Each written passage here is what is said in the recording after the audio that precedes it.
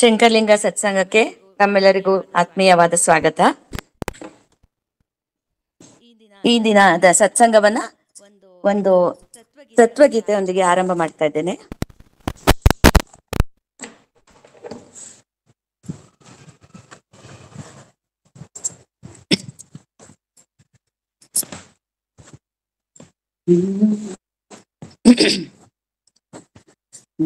ಪುಣ್ಯದಿಂದ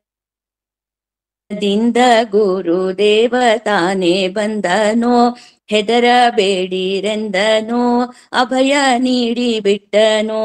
ಬಹು ಪುಣ್ಯದಿಂದ ಗುರು ದೇವತಾನೆ ಬಂದನೋ, ಹೆದರಬೇಡಿರೆಂದನೋ, ಅಭಯ ನೀಡಿ ಬಿಟ್ಟನೋ. ಬೋಧ ಹೇಳಿ ಕೊಟ್ಟ, ಭವರೋಗ ಕಳೆದು ಬಿಟ್ಟ, ಅದ್ವೈತ ತಿಳಿಸಿ ಕೊಟ್ಟ, ದ್ವೈತ ತೂರಿ ಬಿಟ್ಟ. ಬೋಧ ಹೇಳಿ ಕೊಟ್ಟ, ಭವರೋಗ ಕಳೆದು ಬಿಟ್ಟ, ಅದ್ವೈತ ತಿಳಿಸಿ ಕೊಟ್ಟ, ದ್ವೈತ ತೂರಿ ಬಿಟ್ಟ.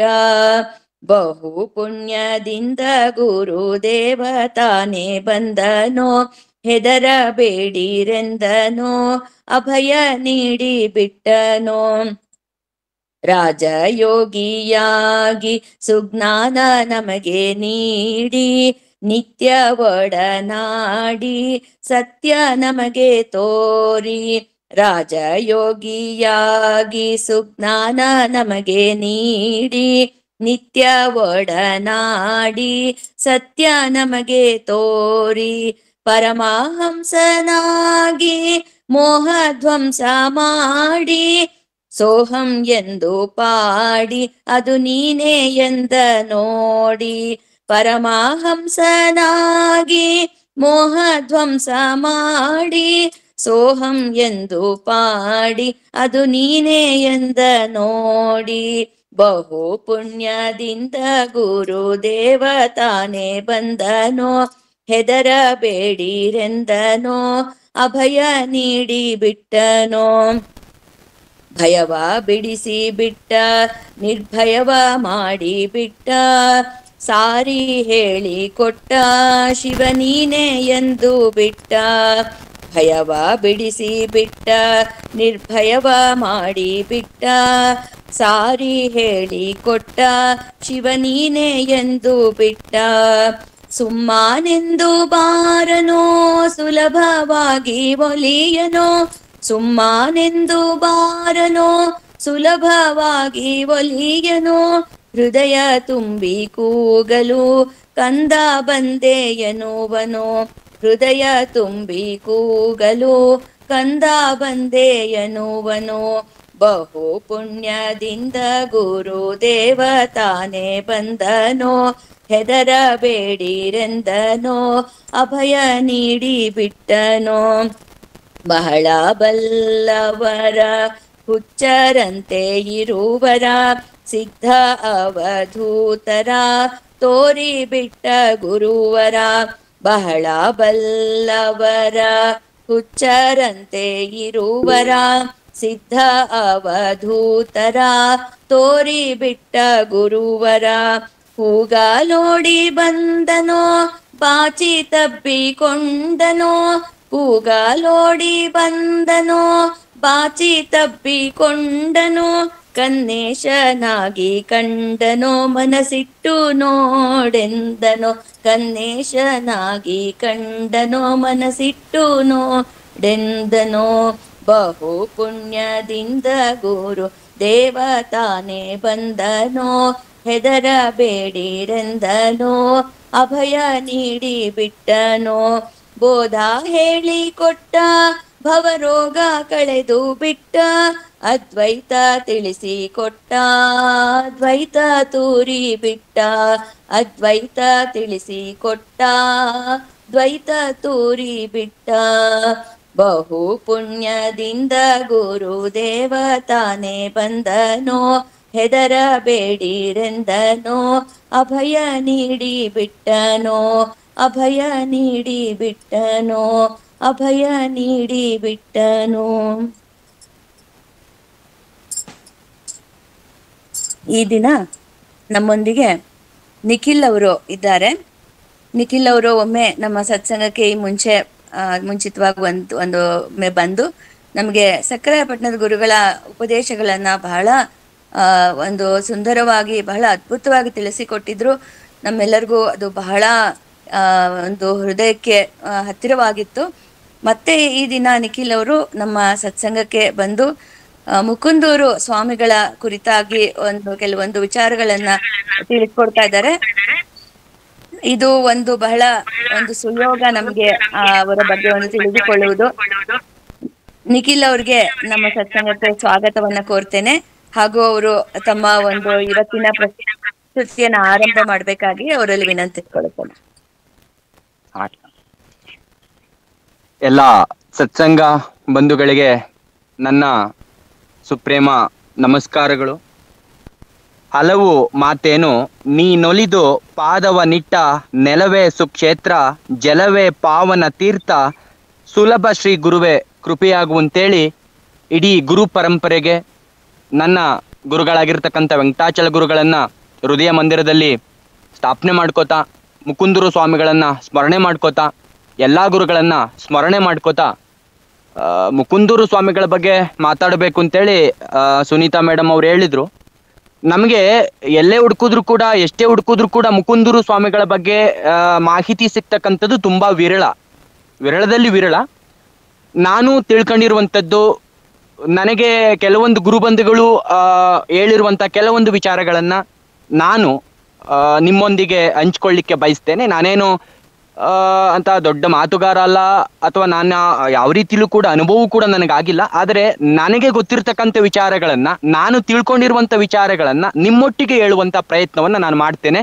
ಆ ಮುಖೇನ ಒಂದು 40 ನಿಮಿಷವೋ ಅಥವಾ 1 ಗಂಟೆಯೋ ಗುರುವಿನ ಸ್ಮರಣೆ ಆಗತ್ತಲ್ಲ, ಆ ಗುರುವಿನ ಸ್ಮರಣೆಯ ಆ ಸುಖವನ್ನ ಅನುಭವಿಸ್ಬೋದಲ್ಲ ಅನ್ನುವಂಥ ಕಾರಣಕ್ಕಾಗಿ ನನಗೇನು ತಿಳಿದಿದ್ದು ನಾನು ಹೇಳ್ತೀನಿ ಅಂತೇಳಿ ನಾನು ಒಪ್ಕೊಂಡಿದ್ದೇನೆ. ನಮ್ಮ ದೇಶ ಸನಾತನ ಧರ್ಮದಲ್ಲಿ ಮುಂದಿದೆ. ಸಾಂಸ್ಕೃತಿಕ ಪರಂಪರೆ ಏನಿದೆ ಅದು ಇಡೀ ವಿಶ್ವದಲ್ಲಿ ಶ್ರೀಮಂತವಾಗಿರುವಂಥದ್ದು. ಈಗಲೂ ಕೂಡ ನಾವು ನಮ್ಮ ಧರ್ಮಕ್ಕೆ ಸೇರ್ಕೊಳ್ಳಿ, ನಮ್ಮ ಧರ್ಮವನ್ನ ಇಷ್ಟಪಡಿ ಅಂತೇಳಿ ನಾವು ಯಾರೂ ಕೂಡ ಅಡ್ವರ್ಟೈಸ್ ಮಾಡಲ್ಲ. ಆದ್ರೂ ಕೂಡ ಅದೆಷ್ಟೋ ಪಾಶ್ಚಿಮಾತ್ಯರು ಇವತ್ತಿಗೂ ಕೂಡ ನಮ್ಮ ಧರ್ಮಕ್ಕೆ ಇಷ್ಟಪಟ್ಟು ಬರ್ತಾ ಇದ್ದಾರೆ ಅಂತ ಹೇಳಿದ್ರೆ ನಮ್ಮ ಧರ್ಮದಲ್ಲಿ ಇರ್ತಕ್ಕಂಥ ತಾಕತ್ತೇನು ಅನ್ನುವಂಥದ್ದನ್ನ ನಾವೆಲ್ಲರೂ ಕೂಡ ಅರ್ಥ ಮಾಡ್ಕೋಬೇಕಾಗತ್ತೆ. ನಾನು ಮೊನ್ನೆ ತಮಿಳ್ನಾಡಿನ ತಿರುವಣ್ಣಾಮಲೈಗೆ ಹೋಗಿದ್ದೆ. ಅಲ್ಲಿ ಅರುಣಗಿರಿನಾಥರ್ ಅವರ ತಿರುವಣ್ಣಾಮಲೈನಲ್ಲಿ ಶಿವನ ದೇವಸ್ಥಾನ ಇದೆ. ಅಲ್ಲಿ ಗಿರಿ ಪ್ರದಕ್ಷಿಣೆ ಅಂತ ಮಾಡ್ತಾರೆ ಪ್ರತಿ ಹುಣ್ಣಿಮೆ ದಿನ. ಅದನ್ನು ಗಿರಿವಲಂ ಅಂತ ಕರೀತಾರೆ.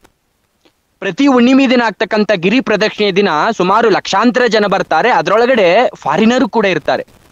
ನನಗೆ ಆಶ್ಚರ್ಯ ಆಯ್ತು. ಯಾಕೆಂತ ಹೇಳಿದ್ರೆ ನಮ್ಮ ಧರ್ಮ ಗೊತ್ತಿಲ್ಲ, ನಮ್ಮ ಸಂಸ್ಕೃತಿ ಗೊತ್ತಿಲ್ಲ, ಆದ್ರೂ ಕೂಡ ಅವರು ನಮ್ಮವರಂತೆ ಪಂಚೆಯನ್ನ ತೊಟ್ಟು, ಶಲ್ಯವನ್ನ ತೊಟ್ಟು ನಮ್ಮ ಜೊತೆ ಆ ಗಿರಿ ಏನಿದೆ, ಆ ಗಿರಿಯ ಸುತ್ತಲೂ ಕೂಡ 14 ಕಿಲೋಮೀಟರ್ ಇರುವಂತ ಆ ಗಿರಿಯ ಸುತ್ತಲೂ ಕೂಡ ಪ್ರದಕ್ಷಿಣೆ ಮಾಡ್ತಾರೆ ಅಂತ ಹೇಳಿದ್ರೆ ಅವರಿಗೆ ನಮ್ಮ ಧರ್ಮದ ಮೇಲೆ ಇರ್ತಕ್ಕಂಥ ಗೌರವ ನಮ್ಗೆ ಅರ್ಥ ಆಗ್ತದೆ. ನಮ್ಮಲ್ಲಿ ಇರ್ತಕ್ಕಂಥವ್ರು ಎಷ್ಟೋ ಜನ ನಮ್ಮ ಧರ್ಮವನ್ನ ಅವಹೇಳನ ಮಾಡ್ತಾರೆ, ನಮ್ಮ ಧರ್ಮವನ್ನೇ ಬೈತಾರೆ. ಅಂಥವ್ರು ನಿಜವಾಗ್ಲೂ ಕೂಡ ಆ ಪಾಶ್ಚಿಮಾತ್ಯರನ್ನ ನೋಡಿ ಕಲಿಬೇಕು ಅಂತೇಳಿ ನನ್ನ ಭಾವನೆ. ಸನಾತನ ಧರ್ಮ ವಿಶ್ವದೆಲ್ಲೆಡೆ ಪ್ರಜ್ವಲಿಸ್ಲಿಕ್ಕೆ ಅಸಂಖ್ಯಾತ ಅವಧೂತರು, ಸದ್ಗುರುಗಳು, ಸಂತರು, ಯೋಗಿಗಳು ಅಧ್ಯಾತ್ಮದ ಒಂಬೆಳಗಾಗಿ ಬೆಳಗಿದ್ದಾರೆ.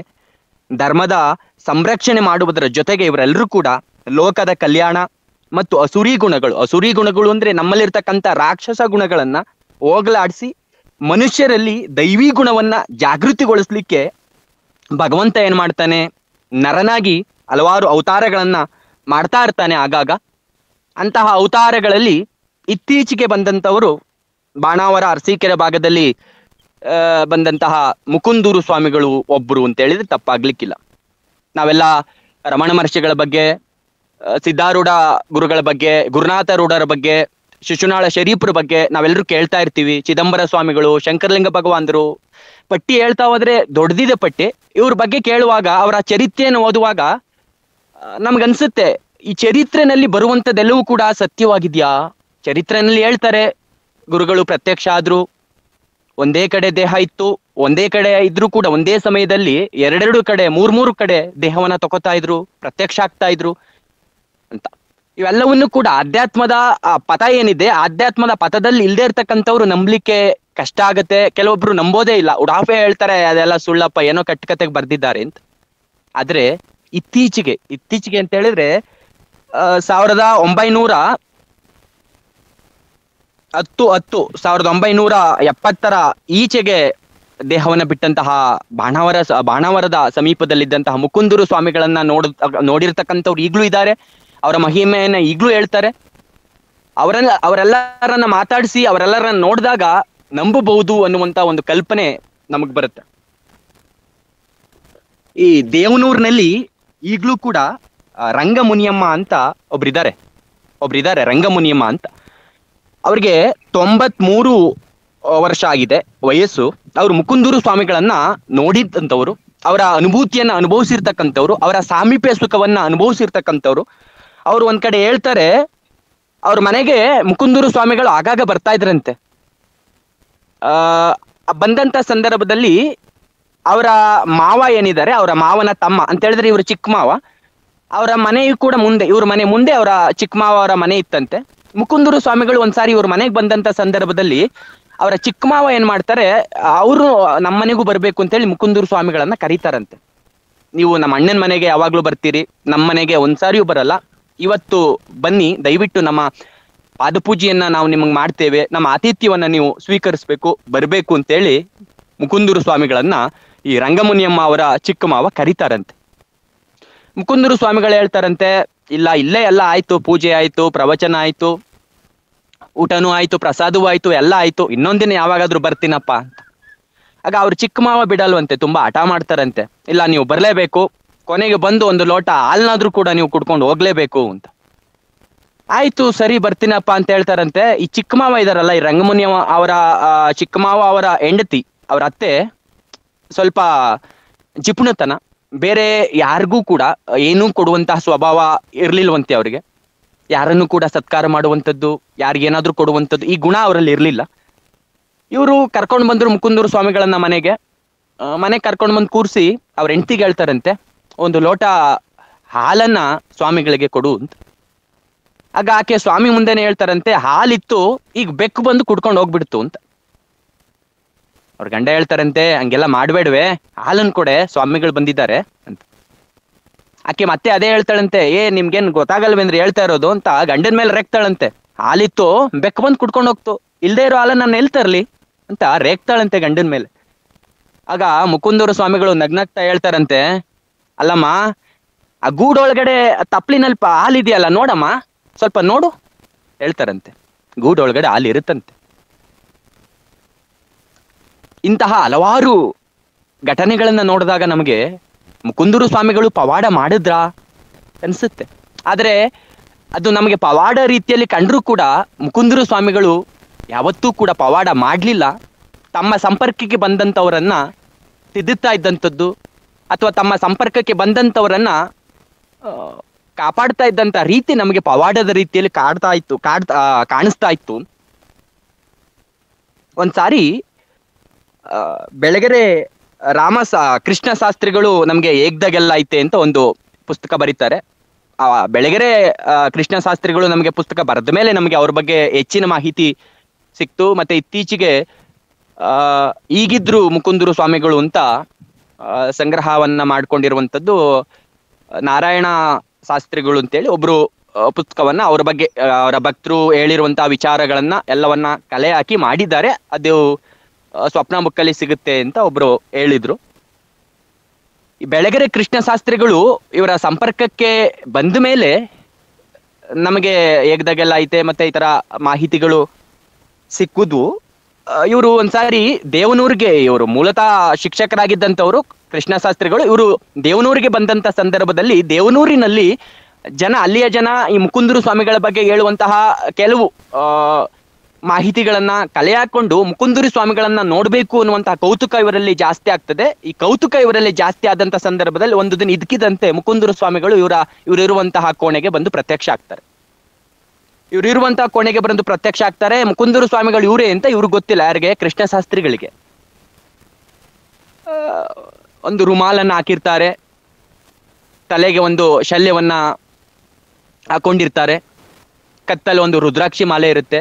ಇವ್ರು ಯಾರೋ ಅಂತೇಳಿ ಗೊತ್ತಿಲ್ದರ ಅಥವಾ ಈ ಗೊತ್ತಿಲ್ದೇ ಇರೋರ್ನ ಮಾತಾಡ್ಸೋದಾದ್ರು ಹೇಗೆ ಅಂತೇಳಿ ಮೌನವಾಗಿರ್ತಾರೆ. ಆ ಸಂದರ್ಭದಲ್ಲಿ ಅವರಿನ ಪಟೇಲ್ರಾಗಿರುವಂತಹ ತಿಮ್ಮೇಗೌಡರು ಬರ್ತಾರೆ. ತಿಮ್ಮೇಗೌಡರು ಬಂದು ಸ್ವಾಮಿಗಳಿಗೆ ನಮಸ್ಕಾರ ಮಾಡ್ತಾರೆ.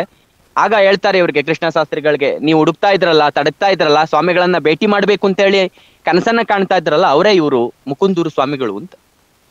ಅವತ್ತಿನಿಂದ ಮುಕುಂದೂರು ಸ್ವಾಮಿಗಳು ಮತ್ತು ಕೃಷ್ಣ ಶಾಸ್ತ್ರಿಗಳ ಒಡನಾಟ ಏನಾಯ್ತು, ಆ ಒಡನಾಟ ಏಗ್ದಾಗೆಲ್ಲ ಐತೆ ಪುಸ್ತಕವನ್ನ ಬರೆಯುವ ಮಟ್ಟಿಗೆ ಕರ್ಕೊಂಡೋಗುತ್ತೆ. ಮುಕುಂದೂರು ಸ್ವಾಮಿಗಳು ಮುಕುಂದೂರು ಅನ್ನುವಂತಹ ಬೆಟ್ಟದ ಸಮೀಪದಲ್ಲಿ ಒಂದು ಚಿಕ್ಕದಾಗಿ ಒಂದು ಕುಟೀರವನ್ನ ಮಾಡ್ಕೊಂಡಿರ್ತಾರೆ. ಪ್ರತಿ ಹುಣ್ಣಿಮೆ ದಿನ ಆಶ್ರಮದಲ್ಲಿ ಸುಮಾರು 500-1000 ಜನ ಅಲ್ಲಿ ಸೇರ್ತಾ ಇದ್ರಂತೆ. ಅವರವರ ಮನೆಯಿಂದ ಅಕ್ಕಿ, ಅವ್ರ ಮನೆಯಿಂದ ಬೇಳೆ, ಅವ್ರ ಮನೆಯಿಂದ ಖಾರದ ಪುಡಿ, ಅವ್ರ ಮನೆಯಿಂದ ತರಕಾರಿಗಳು ಎಲ್ಲವನ್ನ ಅವ್ರವ್ರ ಮನೆಯಿಂದ ತಗೊಂಡ್ ಬರುವಂಥದ್ದು, ಅಲ್ಲಿ ಅಡಿಗೆ ಮಾಡುವಂಥದ್ದು, ಆ ರಾತ್ರಿ ಅಡಿಗೆ ಮಾಡಿ ಊಟ ಮಾಡಿ ಭಜನೆ ಮಾಡಿ ಒಂದು ಸತ್ಸಂಗದ ರೀತಿಯಲ್ಲಿ ಮಾಡಿಕೊಂಡು ಬೆಳಿಗ್ಗೆ ಆದ್ರೆ ಅವ್ರ ಮನೆಗೆ ಬರುವಂಥದ್ದು. ಇದು ರೂಢಿ ಇತ್ತಂತೆ. ಅಲ್ಲಿ ಹೋದಂತ ಸಂದರ್ಭದಲ್ಲಿ ಒಂದ್ಸಾರಿ ಒಂದು ಹುಣ್ಣಿಮೆ ದಿನ ಎಲ್ರು ಕೂಡ ಅವ್ರವ್ರ ಮನೆಯಿಂದ ಬರ್ತಾರಂತೆ. ಅವ್ರವ್ರ ಮನೆಯಿಂದ ಸಾಮಾನುಗಳನ್ನ ತಕೊಂಡ್ ಬಂದು ಅಡಿಗೆ ಮಾಡಿ, ಸ್ವಲ್ಪ ಜನ ಅಡಿಗೆ ಮಾಡ್ತಾ ಇದ್ರಂತೆ, ಇನ್ನು ಸ್ವಲ್ಪ ಜನ ಭಜನೆಗಳನ್ನ ಮಾಡ್ತಾ ಇದ್ರಂತೆ. ಎಲ್ಲ ಆದ್ಮೇಲೆ, ಊಟ ಎಲ್ಲ ಆದ್ಮೇಲೆ ಮುಕುಂದೂರು ಸ್ವಾಮಿಗಳನ್ನ ಏನಾದ್ರೂ ಹೇಳಿ ಸತ್ಸಂಗದ ರೀತಿಯಲ್ಲಿ ಏನಾದ್ರೂ ಕೂಡ ಉಪಯುಕ್ತವಾಗುವಂತ ರೀತಿಯಲ್ಲಿ ಏನಾದ್ರೂ ಕೂಡ ಹೇಳಿ ಅಂತೇಳಿ ಆ ಹಳ್ಳಿಯ ಜನ, ರೈತಾಪಿ ಜನ ಒತ್ತಾಯ ಮಾಡ್ತಾರಂತೆ. ಆಗ ಒತ್ತಾಯ ಮಾಡಿದಾಗ ಮುಕುಂದೂರು ಸ್ವಾಮಿಗಳು ಹೇಳ್ತಾರಂತೆ, ನೋಡ್ರಪ್ಪ, ನೀವೆಲ್ಲ ರೈತರು, ಬೆಳಿಗ್ಗೆಯಿಂದ ಸಂಜೆ ತನಕ ಕಷ್ಟಪಡುವಂತ ಜನ, ನೀವು ಒಂದಿನಾನು ಕೂಡ ನಿಮ್ಗೆ ರಜೆ ಇಲ್ಲ, ನೀವು ಮಾಡೋ ಕೆಲಸಕ್ಕೆ ಸಂಬಳ ಕೊಡೋರು ಕೂಡ ಯಾರು ಇಲ್ಲ, ಅನ್ನ ಬಟ್ಟೆ ಅಲ್ಲಲ್ಲಿಗೆ ಸರಿ ಆಗುತ್ತೆ, ಆದ್ರೂ ಕೂಡ ನೀವು ಅನ್ನದಾತರು, ನೀವು ಅನ್ನವನ್ನ ಬೆಳಿಲಿಲ್ಲ ಅಂತಂದ್ರೆ ಲೋಕಾನೇ ಉಳಿಯಕ್ಕಿಲ್ಲ. ಮುಕುಂದೂರು ಸ್ವಾಮಿ ಅಂತ ಒಂದು ಮಾತೈತೆ. ಅದ ಮರ್ಮ ಏನಂದ್ರೆ, ಮುಕುಂದೂರು ಅಂದ್ರೆ 3 ಕುಂಡಗಳು ಅಂತ, ಅಂದ್ರೆ 3 ಸ್ವಾರೆಗಳು ಸೇರಿ ಈ ಕಣ್ಣು, ಕಿವಿ, ಮೂಗು, ಕೈಕಾಲು ಇರೋ ಊರು ಮುಕುಂದೂರು. ಅಲ್ಲಿ ಒಂದು ಸ್ಥೂಲ, ಒಂದು ಸೂಕ್ಷ್ಮ, ಇನ್ನೊಂದು ಕಾರಣ ಶರೀರ. ಈ 3ರ ಒಳಗೆ ಯಾರಿಗೂ ಕಾಣದೇ ಇರತಕ್ಕಂಥ ಇನ್ನೊಬ್ಬ ಇದ್ದಾನೆ. ಅವ್ರು ಮಾತಾಡ್ತಾ ಇದ್ದದಂತೆ ಗ್ರಾಮೀಣ ಭಾಷೆಯಲ್ಲಿ, ಜಾನಪದ ಶೈಲಿಯಲ್ಲಿ ಅವ್ರು ಮಾತಾಡ್ತಾ ಇದ್ರು. ಅದೇ ಶೈಲಿಯಲ್ಲಿ ನಾನು ಹೇಳುವಂತ ಪ್ರಯತ್ನವನ್ನ ಮಾಡ್ತೇನೆ. ಯಾರಿಗಾದ್ರೂ ಅರ್ಥ ಆಗದೆ ಇದ್ರೆ ನೀವು ಕೊನೆಯಲ್ಲಿ ಕೇಳಿದ್ರೆ ನಾನು ಅದಕ್ಕೆ ವಿವರಣೆಯನ್ನ ಕೊಡುವಂತ ಪ್ರಯತ್ನವನ್ನ ಮಾಡ್ತೇನೆ. ಒಳಗೆ ಈ 3ರ ಒಳಗೆ ಯಾರಿಗೂ ಕಾಣದವನು ಇನ್ನೊಬ್ಬ ಇದ್ದಾನೆ, ಅವನೇ ಸ್ವಾಮಿ. ಅಲ್ಲಿ ಮುಕುಂದೂರು ಸ್ವಾಮಿ ಅಂತ ಆಯ್ತು. ಅಲ್ಲಿಗೆ ಈ ಸ್ಥೂಲ ಶರೀರ ಏನಿದೆ ಅದು ಕೈಕಾಲು, ಕಣ್ಣು, ಮೂಗು, ಇದು ಒಟ್ಟು ಈ ಸ್ಥೂಲ ಶರೀರ ಹೊರಗಡೆ ಇರ್ತಕ್ಕಂಥ ಸಿಪ್ಪೆ ಇದ್ದಂಗಿದು. ಈ ಸೂಕ್ಷ್ಮ ಶರೀರ ಇದೆಯಲ್ಲ, ಈ ಸೂಕ್ಷ್ಮ ಶರೀರ ಇದು ಒಳಗಡೆ ಇರುವಂತದ್ದು. ಇದನ್ನ ಆಟ ಆಡಿಸೋ ಮನಸ್ಸು, ಬುದ್ಧಿ, ಇದು ಎಲ್ಲರಿಗೂ ಗೊತ್ತು. ಆದ್ರೆ ಇದರ ಲಗಾಮೆಲ್ಲ ಇಟ್ಕೊಂಡು ಆಟ ಆಡಿಸ್ಬೇಕು ಅಂದ್ರೆ ಇದ್ರೊಳಗಡೆ ಇನ್ನೇನೋ ಒಂದು ಕರೆಂಟ್ ಇರ್ಬೇಕಲ್ಲ, ಅದೇ ಕಾರಣ ಶರೀರ. ಆ ಕರೆಂಟೇ ಕಾರಣ ಶರೀರ. ಇವೆಲ್ಲವೂ ಕೂಡ ಒಂದ್ ಕಡೆ ಸೇರ್ಕೊಂಡು ಒಂದು ಊರಾಯ್ತು, ಅದೇ ಮುಕುಂದೂರು. ಇದೆಲ್ಲದರ ಹೊರಗೆ ತಾನಾಗಿ ದಿಕ್ಕು, ದೆಸೆ, ಕೊನೆ, ಮೊದ್ಲು ಇವ್ಯಾವು ಕೂಡ ಇಲ್ದಂಗೆ ಆವರಿಸ್ಕೊಂಡಿರುವಂತ ಇನ್ನೊಂದು ದೊಡ್ಡ ಕರೆಂಟ್ ಐತಪ್ಪ. ಆ ಕರೆಂಟೇ ಶಿವ, ಅವನೇ ಶಿವ. ಆ ಕರೆಂಟು ಶಿವ ಸಮುದ್ರದ್ದು, ಎಲ್ಲೆಲ್ಲೂ ಇರ್ತಕ್ಕಂಥದ್ದು, ಎಲ್ಲ ತಾನೇ ಆಗಿರ್ತಕ್ಕಂಥದ್ದು, ಅದೇ ಸ್ವಾಮಿ. ಅಲ್ಲಿಗೆ ನೀವೆಲ್ಲ ಮುಕುಂದೂರು ಸ್ವಾಮಿಗಳೇ ಆದ್ರಿ ಅಂತೇಳಿ ಗುರುಗಳು ಹೇಳ್ತಾ ಇದ್ರು. ಜೊತೆಗೆ ಈ ಹೂವು, ಹಣ್ಣು ಬಿಡೋ ಸಸಿಗಳನ್ನ ನೀವು ಬೆಳೆಸ್ಬೇಕು, ಒಳ್ಳೆ ಕೆಲಸ ಮಾಡಬೇಕು. ಕಾರಣ ಶರೀರ ಅದೆಲ್ಲದರ ಆನಂದವನ್ನ ಅನುಭವಿಸುತ್ತೆ. ನೀವು ಚೆನ್ನಾಗಿ ಕೆಲಸ ಮಾಡಬೇಕು, ತಕ್ಕಾಗೆ ಚೆನ್ನಾಗಿ ದುಡಿಬೇಕು, ಚೆನ್ನಾಗಿ ಕೈ ಎತ್ತಿ ದಾನ ಧರ್ಮ ಮಾಡ್ರಿ, ಬಂಧು ಬಳಗ, ಅಣ್ಣ, ಅಪ್ಪ, ಅವ್ವ, ಅಕ್ಕ ಅಂತ ಒಳ್ಳೆ ಮಾತಾಡ್ಕೊಂಡು ಸಂತೋಷವಾಗಿ ಕಾಲ ಕಳೀರಿ ಅನ್ನುವಂತಹ ಕಿರುಮಾತನ್ನ ಅವರಿಗೆ ಆ ಹುಣ್ಣಿಮೆಯ ಸತ್ಸಂಗದಲ್ಲಿ ಹೇಳ್ತಾ ಇದ್ರಂತೆ. ಒಂದ್ಸಾರಿ ಈ ಕೃಷ್ಣ ಶಾಸ್ತ್ರಿಗಳಿದ್ರಲ್ಲ, ಬೆಳಗೆರೆಯ ಕೃಷ್ಣ ಶಾಸ್ತ್ರಿಗಳು, ಅವರಿಗೆ ಮೈಯಲ್ಲೆಲ್ಲ ಗೇರು ಬೀಜ ಅಂತ ಬರುತ್ತೆ. ಈಗ ನಮ್ಗೆ ಆಲದ ಮರದಲ್ಲಿ ಒಂದು ಹಾಲು ಬರುತ್ತೆ, ಆಲದ ಮರದ ಒಂದು ಕಾಯಿ ಇದೆಯಲ್ಲ, ಚಿಕ್ಕದಾಗಿ ಕಾಯಿ ಬರುತ್ತೆ. ಆ ಕಾಯನ್ನ ಕಿತ್ರೆ ಹಾಲು ಬರುತ್ತೆ. ಅದೇ ರೀತಿ ಗೇರು ಬೀಜದ ಹಾಲು ಬಿದ್ದು ಅವರ ದೇಹದ ಮೇಲೆಲ್ಲ ಕುರ ಆಗ್ಬಿಟ್ಟಿರುತ್ತೆ, ಗಾಯ ಆಗ್ಬಿಟ್ಟಿರುತ್ತೆ. ಇಡೀ ಮೈ ತುಂಬಾ ಗಾಯ ಆಗ್ಬಿಟ್ಟಿರುತ್ತೆ.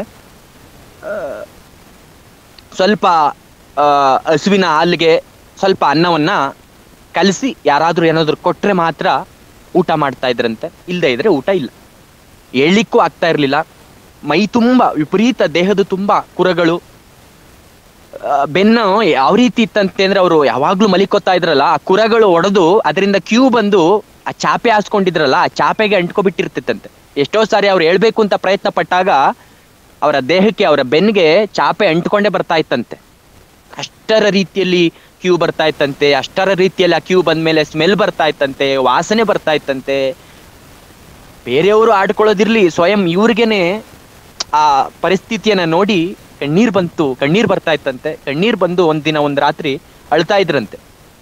ಯಾಕಪ್ಪ ಈ ಶರೀರ, ಈ ಎಲ್ಲಾ ತೊಂದರೆಗಳನ್ನ ಅನುಭವಿಸ್ಬೇಕಲ್ಲ, ಅಯ್ಯೋ ಸಾವಾದ್ರೂ ಬರಬಾರ್ದಾ ಅಂತೇಳಿ ಅಲ್ಲಿ ತಿಮ್ಮೇಗೌಡ್ರು ಮಗ, ಅಲ್ಲಿ ಏನ್ ಪಟೇಲ್ ತಿಮ್ಮೇಗೌಡ್ರು ಅಂತ ಏನಿದ್ರು, ಆ ಪಟೇಲ್ ತಿಮ್ಮೇಗೌಡ್ರು ಅವರ ಮಗ ಆ ಸಮಯಕ್ಕೆ, ಇವ್ರು ಅಳ್ತಾ ಇದ್ದಂತಹ ಸಮಯಕ್ಕೆ ಬರ್ತಾನಂತೆ. ಆಗ ಬಂದಾಗ ಇವರು ಅಳ್ಕೊಂಡು ತನ್ನ ಸಂಕಟವನ್ನ ತಾನೇ ತೋಡ್ಕೊಳ್ತಾ ಇರುವಂತಹ ರೀತಿಯನ್ನ ನೋಡಿ ಅವ್ರ ಅಪ್ಪನ್ ಕಳಿಸ್ತಾನಂತೆ ತಿಮ್ಮೇಗೌಡ್ರು ಅವ್ರನ್ನ. ತಿಮ್ಮೇಗೌಡ್ರು ಬಂದು, ಈಗೆಲ್ಲ ಅಳ್ಬೇಡ್ರಿ, ನಿಮ್ಗೆ ಏನಾದ್ರು ಬೇರೆ ಹಾಸ್ಪಿಟಲ್ ಕರ್ಕೊಂಡೋಗ್ಬೇಕು ಅಂತ ಹೇಳಿದ್ರೆ ನಾವು ಕರ್ಕೊಂಡು ಹೋಗ್ತೀವಿ, ಆದ್ರೆ ಈ ರೀತಿ ಎಲ್ಲ ಅಳ್ಬೇಡ್ರಿ, ಯಾರು ಇಲ್ಲ ಅಂತೇಳಿ ಸಂಕಟವನ್ನ ಪಡ್ಕೋಬೇಡ್ರಿ, ನಾವಿದೀವಿ ಅಂತ ತಿಮ್ಮೇಗೌಡ್ರು ಹೇಳಿದಾಗ ಇವ್ರು ಹೇಳ್ತಾರಂತೆ ಕೃಷ್ಣ ಶಾಸ್ತ್ರಿಗಳು, ನನಗೆ ಇರ್ಬೇಕು ಅಂತೇನು ಆಸೆ ಇಲ್ಲ, ಆದ್ರೆ ಕೊನೆಗೆ ಒಂದೇ ಒಂದು ಆಸೆ, ಮುಕುಂದೂರು ಸ್ವಾಮಿಗಳನ್ನ ನಾನು ನೋಡ್ಬೇಕು ಅಂತ. ಹಾಗಾಗಿ ಮುಕುಂದೂರು ಸ್ವಾಮಿಗಳನ್ನ ನೀವು ಕರೆಸ್ಕೊಟ್ರೆ ಅದೇ ನೀವು ನನಗೆ ಮಾಡ್ತಕ್ಕಂಥ ದೊಡ್ಡ ಸಹಾಯ ಆಗ್ತದೆ. ಇನ್ನೇನು ಯಾವ ಆಸ್ಪತ್ರೆಗೂ ನೀವು ಕರ್ಕೊಂಡು ಹೋಗ್ಬೇಡಿ, ಎಲ್ಗೂ ಕರ್ಕೊಂಡು ಹೋಗ್ಬೇಡಿ, ನನಗೆ ಮುಕುಂದೂರು ಸ್ವಾಮಿಗಳನ್ನ ಒಂದ್ಸಾರಿ ತೋರಿಸಿ ಅಂತ ಹೇಳ್ತಾರಂತೆ ತಿಮ್ಮೇಗೌಡ್ರಿಗೆ. ಆಗ್ಲೇ ರಾತ್ರಿ ಆಗಿರುತ್ತೆ. ಬೆಳಿಗ್ಗೆ ನಾವು ಹೋಗಿ ಹುಡಿಕೊಂಡು ಬರ್ತೀವಿ, ನಾನು ಕರ್ಕೊಂಡು ಬರುವಂತ ವ್ಯವಸ್ಥೆಯನ್ನ ನಾನು ಮಾಡ್ತೇನೆ ಅಂತೇಳಿ ತಿಮ್ಮೇಗೌಡರು ಅವ್ರ ಮನೆಗೆ ಹೋಗ್ತಾರಂತೆ. ಬೆಳಿಗ್ಗೆ 5:05 ಬೆಳಗಿನ ಜಾವ ಬ್ರಾಹ್ಮಿ ಮುಹೂರ್ತಕ್ಕೆ ಮುಕುಂದರ ಸ್ವಾಮಿಗಳು ಪ್ರತ್ಯಕ್ಷ ಆದ್ರಂತೆ. ಅವ್ರ ಕೋಣೆನಲ್ಲಿ ಪ್ರತ್ಯಕ್ಷ ಆಗಿ ಕೇಳ್ತಾರಂತೆ ಬಂದು, ಇವನ್ ಯಾರೋ, ಇವನ್ ಎಲ್ಲಿದ್ನೋ, ಇಲ್ಲಿಗೆ ಯಾಕೆ ಬಂದ್ನೋ, ಇವನ್ ಯಾಕೆ ಬಿಟ್ಕೊಂಡೆ ನೀನು? ಗುರುಗಳು, ಮುಕುಂದೂರು ಸ್ವಾಮಿಗಳು ಪ್ರಾಣಿಗಳಾಗ್ಲಿ, ಪಕ್ಷಿಗಳಾಗ್ಲಿ, ಗಿಡಗಳಾಗ್ಲಿ, ಪಕ್ಷಿಗಳನ್ನ, ಪ್ರಾಣಿಗಳನ್ನ ಅವ್ರ ಹೆಸರಿಡ್ದು ಕರೀತಾ ಇರಲ್ಲ, ಇವನು ಅವಳು ಅಂತೇಳಿ ಸಂಬೋಧನೆ ಮಾಡ್ತಾ ಇದ್ರು. ಅದೇ ಪ್ರಕಾರದಲ್ಲಿ ಆ ಗಾಯಗಳಾಗಿತ್ತಲ್ಲ ಶರೀರದ ತುಂಬ, ಆ ಗಾಯಗಳನ್ನ ಸ್ವಾಮಿಗಳು, ಇವನ್ ಯಾರೋ, ಇವನ್ ಯಾಕೆ ಬಂದ ಇಲ್ಲಿಗೆ ಯಾಕೆ ನೀನ್ ಬಿಟ್ಕೊಂಡೆ ಅಂತ ಕೇಳ್ತಾರಂತೆ. ಆಗ ಇವ್ರು ಹೇಳ್ತಾರಂತೆ ಕೃಷ್ಣ ಶಾಸ್ತ್ರಿಗಳು, ಅವನ್ ಯಾರೋ ನನಗೆ ಗೊತ್ತಿಲ್ಲ, ಬಂದಿದ್ದಾನೆ ನೋಡಿ ಅಂತ. ಆಗ ಸ್ವಾಮಿಗಳು ಹೇಳ್ತಾರಂತೆ, ಬಂದವನ್ ಹಂಗಾದ್ರೆ ಹೋಗ್ತಾನೆ, ಇರೋನ್ ಹೋಗಲ್ಲ, ಯಾಕೆಂದ್ರೆ ಅವನು ಬಂದಿಲ್ಲ, ಅವನ್ ಇರೋನ್ ಅಷ್ಟೇ ಅಂತಾನ. ಬಂದವನಾದ್ರೆ ಹೋಗ್ತಾನೆ, ಇರೋನ್ ಹೋಗಲ್ಲ. ಇದನ್ನ ನಾವು ಅರ್ಥ ಮಾಡ್ಕೋಬೇಕು. ಇದ್ರೊಳಗಡೆ ಇರ್ತಕ್ಕಂಥ ಮಾರ್ಮಿಕವನ್ನ ನಾವು ಅರ್ಥ ಮಾಡ್ಕೋಬೇಕು. ಇದ್ರೊಳಗಡೆ ಇರ್ತಕ್ಕಂಥ ತಿರುಳನ್ನ ನಾವು ಅರ್ಥ ಮಾಡ್ಕೋಬೇಕು.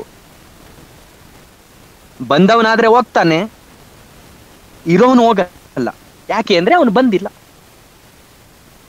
ರಾತ್ರಿ ಎಲ್ಲ ಆಳ್ಮೇಲೆ ಆಳು ಕೆಡಿಸಿ ನನ್ನ ನಿದ್ದೆ ಕೆಡಿಸ್ತಲ್ಲೋ ಅಂತೇಳಿ ನಾನು ನಿನ್ನನ್ನು ಹುಡಿಕೊಂಡು ಬರುವಂಗ್ ಮಾಡ್ಕೊಂಡೆ, ಬೆಳಗಿನ ಜಾವನೆ ಬರುವಂಗ್ ಮಾಡ್ಕೊಂಡೆ.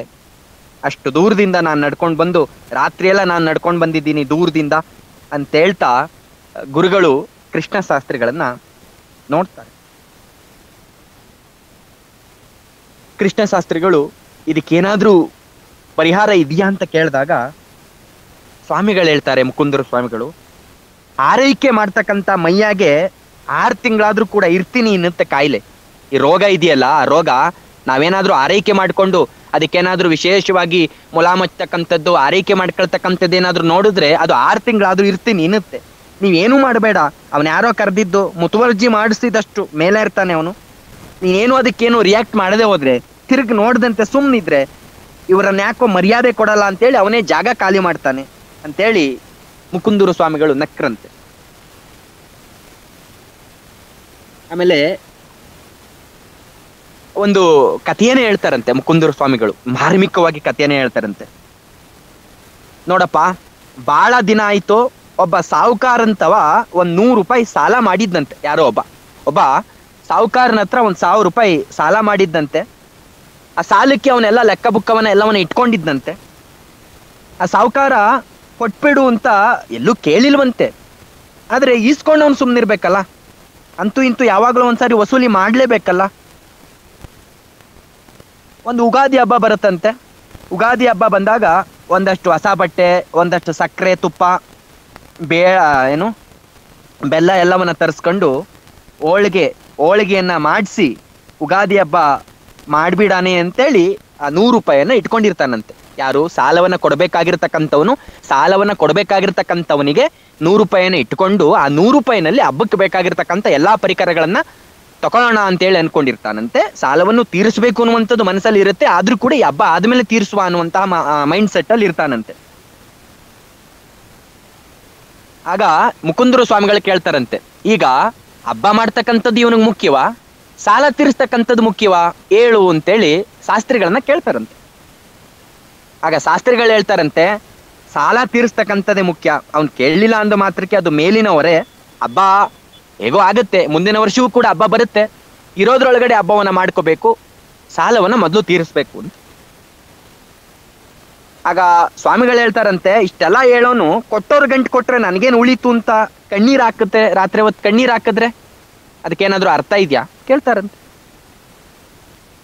ಆಗ ಅವರೇ ಮುಂದುವರೆದು ಹೇಳ್ತಾರಂತೆ, ಅವನ ಸಾಲ ಅವನು ತೀರಿಸ್ಕೊಂಡು ಹೋಗ್ತಾನೆ, ಅದಕ್ಕೆ ಯಾಕೆ ಕಳೋದು, ಭಾರ ಇಳೀತು, ಹೊರೆ ತೆಗಿತು ಅಂತ ಖುಷಿಯಾಗಿರ್ಬೇಕು.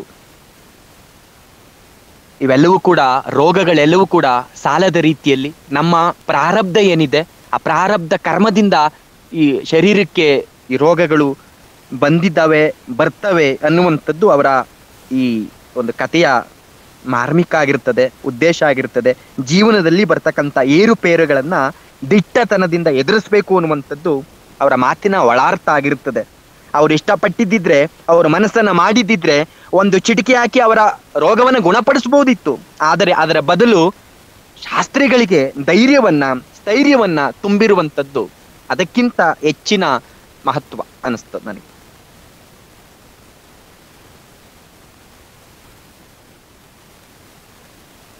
ಒಂದ್ಸಾರಿ ಬೆಳಗೆರೆ ಕೃಷ್ಣಶಾಸ್ತ್ರಿ ಅವರ ಅಕ್ಕನ ಜಾನಕಮ್ಮ ಅಂತ ಅವರ ಅಕ್ಕನ ಮಗನ ಮದುವೆ ಸೆಟ್ ಆಗಿರುತ್ತಂತೆ. ಮಗನ ಮದುವೆಗೆ ಗುರುಗಳನ್ನ ಕರೆದಿರ್ತಾರಂತೆ, ಇನ್ವೈಟ್ ಮಾಡಿರ್ತಾರಂತೆ. ಗುರುಗಳು ಬಂದಿದ್ದಂತ ಸಂದರ್ಭದಲ್ಲಿ ಮದುವೆ ಎಲ್ಲ ಆಗತ್ತಂತೆ. ರಾತ್ರಿ ತಂಗ್ಲಿಕ್ಕೆ ಈ ಕೃಷ್ಣಶಾಸ್ತ್ರಿಗಳ ಮನೆಯಲ್ಲಿ ಎಲ್ಲ ನೆಂಟರುಗಳು, ಗುರುಗಳಿಗೆ ಒಂದು ಪ್ರತ್ಯೇಕವಾಗಿರುವಂತ ಕೋಣೆ ಇರ್ಲಿಲ್ವಂತೆ. ಆಗ ಈ ಕೃಷ್ಣಶಾಸ್ತ್ರಿಗಳು ಏನ್ ಮಾಡ್ತಾರೆ, ಅದೇ ಊರಿನಲ್ಲಿ ಇರುವಂತಹ ಒಂದು ಜವಳಿ ಅಂಗಡಿ, ಅಂದ್ರೆ ಬಟ್ಟೆ ಅಂಗಡಿನಲ್ಲಿ ಒಂದು ಶಾಪಲ್ಲಿ ಆ ಓನರ್ಗೆ ಹೇಳಿ ಪರ್ಮಿಷನ್ ತಕೊಂಡು ಅಲ್ಲಿ ಗುರುಗಳು ಮಲಿಕೊಳ್ಳಿಕ್ಕೆ ವ್ಯವಸ್ಥೆ ಮಾಡ್ತಾರಂತೆ. ಆ ಜವಳಿ ಅಂಗಡಿಯವನು ಒಪ್ಕೋತಾನಂತೆ. ಕೃಷ್ಣಶಾಸ್ತ್ರಿಗಳು ಮತ್ತೆ ಇವ್ರ ಫ್ರೆಂಡ್ಸ್ ಎಲ್ಲ ಆ ಜವಳಿ ಅಂಗಡಿಯ ಹೊರಗಡೆ ಮಲಿಕೊಳ್ಳುವಂಥದ್ದು, ಗುರುಗಳು ಅಂಗಡಿ ಒಳಗಡೆ ಮಲಿಕೊಳ್ಳುವಂಥದ್ದು ಆಗತ್ತೆ. ರಾತ್ರಿ ಎಲ್ಲ ಮಲಗಿರ್ತಾರೆ. ರಾತ್ರಿ ಬೆಳಿಗ್ಗೆ ಒಂದು 5 ಗಂಟೆ 6 ಗಂಟೆಗೆಲ್ಲ ಜವಳಿ ಅಂಗಡಿಯ ಓನರ್ ಬರ್ತಾನೆ. ಆಗ ಕೃಷ್ಣಶಾಸ್ತ್ರಿಗಳು ಕೇಳ್ತಾರೆ, ಏನಪ್ಪ ಇಷ್ಟೊತ್ತು ಬೆಳಗ್ಗೆನೆ ಬಂದಿದ್ಯಾ, ಏನ್ ಬೆಳಗ್ಗೆನೆ ಬಂದಿದ್ಯಾ ಅಂತ.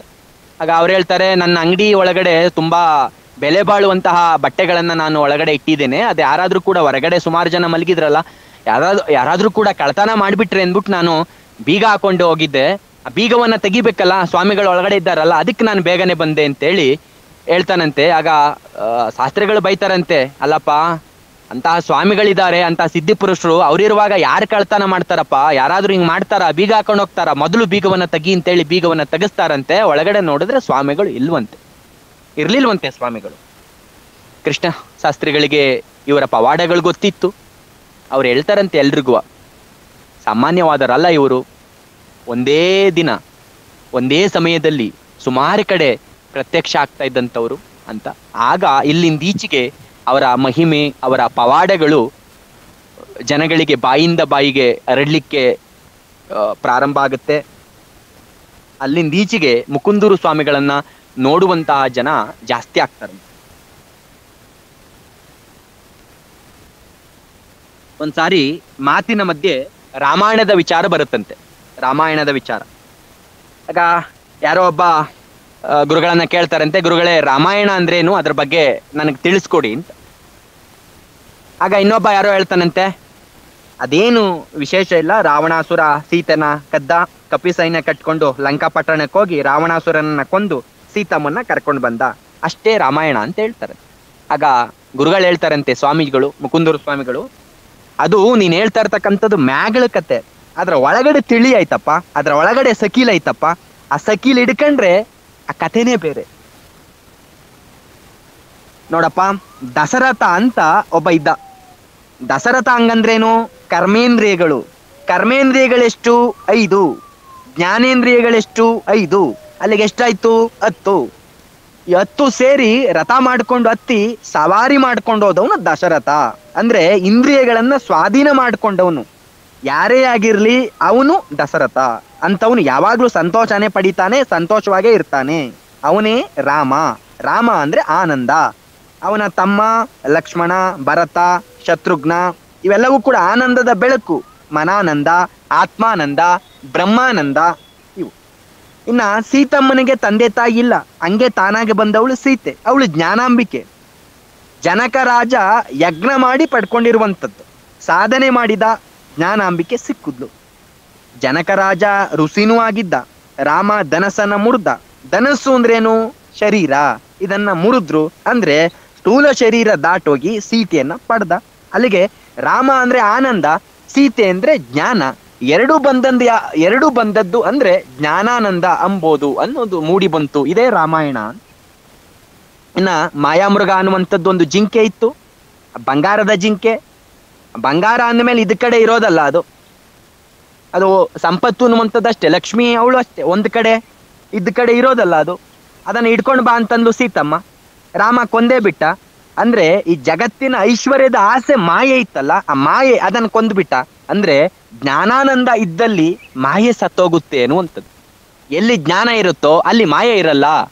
ಎಲ್ಲಿ ಮಾಹಿತಿ ಇರುತ್ತೋ, ತಿಳುವಳಿಕೆ ಇರುತ್ತೋ ಅಲ್ಲಿ ಮಾಯೆ ಇರಲ್ಲ ಅಂತ. ರಾವಣ 10 ತಲೆ, ಅದೇ ಜ್ಞಾನೇಂದ್ರಿಯ, ಕರ್ಮೇಂದ್ರಿಯಗಳು. ದಶರಥ ಅವನ್ನೇ ರಥ ಮಾಡ್ಕೊಂಡು ಸವಾರಿ ಮಾಡ್ದ. ಅಂದ್ರೆ ಅವನ್ನ ತಾನು ಹೇಳ್ದಂಗೆ ಕೇಳಂಗ್ ಸ್ವಾಧೀನ ಮಾಡ್ಕೊಂಡಿದ್ದ. ಅದೇ ರಾವಣಾಸುರ ಜ್ಞಾನೇಂದ್ರಿಯ, ಕರ್ಮೇಂದ್ರಿಯಗಳನ್ನ ತಲೆ ತುಂಬ ತುಂಬಿಕೊಂಡು ಅವನ್ನೇ ಒತ್ಕೊಂಡು ಓಡಾಡ್ತಿದ್ದ. ಅವು ಅವನ ತಲೆ ಮೇಲೆ ಕುಂತು ಅವನ್ನ ಆಟ ಆಡಿಸ್ತಾ ಇದ್ವು. ಅಂದ್ರೆ ಇಂದ್ರಿಯಗಳಿಗೆ ರಾವಣ ದಾಸ ಆಗಿದ್ದ. ಇವನಿಗೆ 20 ಕೈಗಳು. ನಿಜ, 20 ಕೈಗಳು ಯಾವ್ಯಾವಪ್ಪ ಅಂದ್ರೆ ಸಪ್ತ ಧಾತುಗಳು, ಸಪ್ತ ವ್ಯಸನಗಳು, ಅರಿಶ್ವಡ್ ವರ್ಗಗಳು. ಅಲ್ಲಿಗೆ 20 ಕೈಗಳಾದವಲ್ಲ, ಇವುಗಳದೇ ಕಾರ್ಬಾರು. ಹೆಂಗೈತ್ ನೋಡು ಅಂತ ನಗ್ತಾ ಹೇಳ್ತಾ ಇದ್ರಂತೆ. ಇವನೇನ್ ಮಾಡ್ದ? ಸುಮ್ಮನೆ ಇರ್ಲಿಲ್ಲ, ಸೀತಮ್ಮನ್ನ ಬಯಸ್ತ. ಅಂದ್ರೆ ಸೀತಮ್ಮ ಯಾರಿಲ್ಲಿ? ಜ್ಞಾನಾಂಬಿಕೆ. ಜ್ಞಾನಾಂಬಿಕೆ ಅಲ್ಲ, ಸಪ್ತದಾತಗಳು, ಸಪ್ತ ವ್ಯಸನಗಳು, ಅರಿಷರ್ವರ್ಗಗಳು ಒತ್ಕೊಂಡು ಮೆರೆಯೋರಿಗೆ ಜ್ಞಾನಾಂಬಿಕೆ ಯಾವಾಗ್ಲೂ ವಶವಾಗ್ತಾಳ? ವಶವಾಗ್ಲಿಲ್ಲ. ಅವಳು ಅಶೋಕವನದಾಗಿದ್ಲು. ಅಂದ್ರೆ ಅವಳಿಗೆ ಶೋಕ ಎಲ್ಲಿದು? ನೋಡಿ, ಸುಗ್ರೀವ ಅಂದ್ರೆ ಒಳ್ಳೆ ತಲೆ, ಅಂದ್ರೆ ಒಳ್ಳೆ ಯೋಚನೆಗಳು. ಜಾಂಬವಂತ ಅವನು ಬ್ರಹ್ಮನ ಮಗ, ಅಂದ್ರೆ ಬ್ರಹ್ಮಾನಂದ. ಇನ್ನು ಆಂಜನೇಯ ಒಳ್ಳೆ ದೃಷ್ಟಿ ಇರೋ. ಇವರೆಲ್ಲ ಆನಂದ ಅಂಬೋ ರಾಮರ ಗುಂಪು. ರಾವಣ ಅಂಬೋ ಅಹಂಕಾರ, ಮಮಕಾರಗಳನ್ನ ಕತ್ತರಿಸಾಕ್ಬಿಟ್ರೆ ಆಗ ಒಳ್ಳೆ ಮನಸ್ಸು, ಒಳ್ಳೆ ದೃಷ್ಟಿ, ಬ್ರಹ್ಮಜ್ಞಾನ ಎಲ್ಲ ಬರ್ತವೆ, ಸಿಗ್ತವೆ. ಅಂದ್ರೆ ಜ್ಞಾನಾನಂದ ಸಿಗುತ್ತೆ ಅಂತ. ಇಷ್ಟು ರಾಮಾಯಣದ ಬಗ್ಗೆ ಹೇಳ್ತಾ ಇದ್ದಂಥದ್ದು. ಇನ್ನು ಒಂದು ರಾತ್ರಿ ಆಶ್ರಮದಲ್ಲಿ ಹುಣ್ಣಿಮೆಯ ಪೂಜೆಗೆ ಬಂದು, ಹುಣ್ಣಿಮೆ ದಿನ ನಾನು ಮೊದಲೇ ಹೇಳಿದಂತೆ 1000 ಜನ ಸೇರ್ತಾ ಇದ್ರು ಆಶ್ರಮದಲ್ಲಿ. ಅವರೆಲ್ಲರೂ ಕೂಡ ಆ ನೈಟ್ ಅಲ್ಲಿ ಉಳ್ಕೊಂಡು ಬೆಳಗ್ಗೆ ಹೋಗ್ತಾ ಇದ್ರಂತೆ. ಒಂದ್ಸಾರಿ ಯಾರೋ ಒಬ್ರು ದೂರದಿಂದ ದಂಪತಿಗಳು ಬಂದಿದ್ರಂತೆ. ದಂಪತಿಗಳು ಇಬ್ರು, ಗಂಡ ಹೆಂಡತಿ ಮತ್ತು ಮಗ ಬಂದಿದ್ರಂತೆ, 3 ಜನ. ಅವ್ರು ಬೆಳಗಾದ್ಮೇಲೆ ಹೋಗ್ಲಿಕ್ಕೆ ತಯಾರಾಗಿದ್ರಂತೆ. ಸುಮಾರು 3 ವರ್ಷದ ಒಂದು ಗಂಡು ಮಗು ಅಲ್ಲಿ ಆಶ್ರಮದಲ್ಲಿ ದಟ್ಟವಾಗಿ ಬೆಳೆದಿದ್ದಂತಹ ಗುಲಾಬಿ ಹೂವಿನ ಗಿಡವನ್ನ ಕಂಡು ಆ ಗಿಡದತ್ತ ಅಲ್ಲಿ ಬೆಳೆದಿರುವಂತ ಹೂವನ್ನ ಕಿತ್ಕೊಳ್ಳಿಕ್ಕೆ ಓಡ್ತಾ ಇತ್ತಂತೆ. ಅದನ್ನ ತಾಯಿ ನೋಡಿ, ಅಯ್ಯೋ ಅಯ್ಯೋ ಮುಳ್ಳು ಮುಳ್ಳು ಮುಟ್ಟಬೇಡ ಅಂತ ಕೂಗ್ತಾ ಆ ಮಗುವನ್ನ ಬಾಚಿ ಎತ್ಕೋತಾಳಂತೆ. ಅದನ್ನ ಕಂಡಂತ ಸ್ವಾಮಿಗಳು ಹೇಳ್ತಾರಂತೆ, ಅಮ್ಮಯ್ಯ, ಆ ಮಗುವಿಗೆ ಹೂವಿನ ಗಿಡದಾಗೆ ಮುಳ್ಳೈತೆ ಅಂತ ಹೇಳ್ಕೋಬೇಡ್ವೆ, ಮುಳ್ಳಿನ ಗಿಡದಾಗೆ ಹೂ ಐತೆ ಅಂತ ಹೇಳು. ಹೂವಿನ ಗಿಡದಾಗೆ ಮುಳ್ಳೈತೆ ಅಂತ ಹೇಳ್ಬೇಡ, ಮುಳ್ಳಿನ ಗಿಡದಾಗೆ ಹೂ ಐತೆ ಅಂತ ಹೇಳು ಅಂತೇಳಿ ನಗ್ತಾರಂತೆ. ಅಂದ್ರೆ ಇದರ ಅರ್ಥ, ಒಳ್ಳೆಯದ್ರಲ್ಲಿ ಕೆಟ್ಟದನ್ನ ಹುಡುಕೋದ್ಕಿಂತಲೂ ಕೂಡ ಕೆಟ್ಟದ್ರಲ್ಲಿ ಒಳ್ಳೆಯದನ್ನ ಹುಡುಕುವಂಥದ್ದನ್ನ ನೀನು ಪ್ರಯತ್ನ ಪಡಬೇಕು ಅನ್ನುವಂತ ಸಂದೇಶ ಇದರಲ್ಲಿದೆ.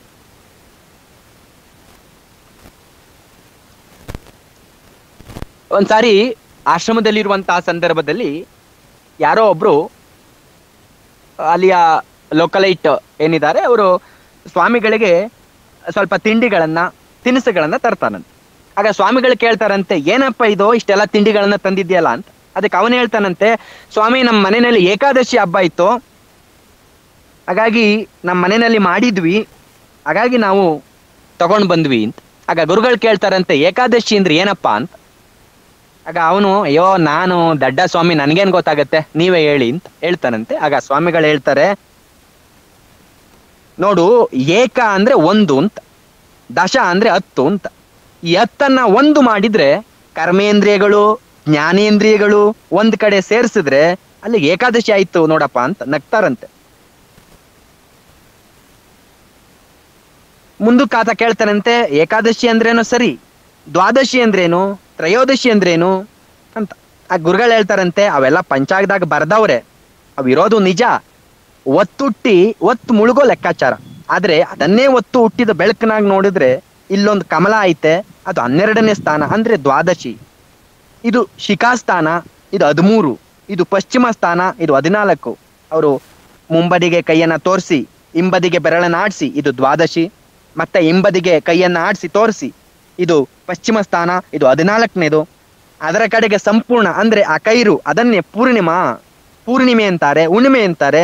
ಅಂದ್ರೆ ಹುಣ್ಣಿಮೆ ಅಂದ್ರೆ ಪರಿಪೂರ್ಣ ಅಂತ, ಅಲ್ಲಿ ಪರಿಪೂರ್ಣ ಆಯ್ತು ಅಂತೇಳಿ ಏಕಾದಶಿ ಮಹಿಮೆಯನ್ನ ಗುರುಗಳು ಹೇಳಿದ್ರು ಅಂತ ನಮ್ಗೆ ಮಾಹಿತಿ ಸಿಗುತ್ತೆ.